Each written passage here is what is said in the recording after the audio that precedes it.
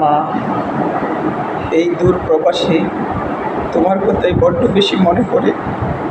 জানি না তোমার স্বপ্ন বাস্তবিত করতে পারবো কিনা মা। খুব একটা ভালো নেই। আমার জন্য দোয়া করো মা।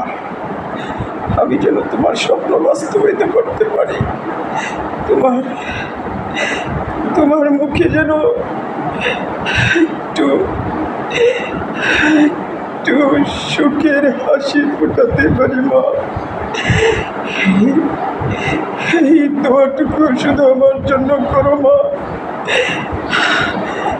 আমি যেন তোমার দেনাগুলো শোধ করতে পারি।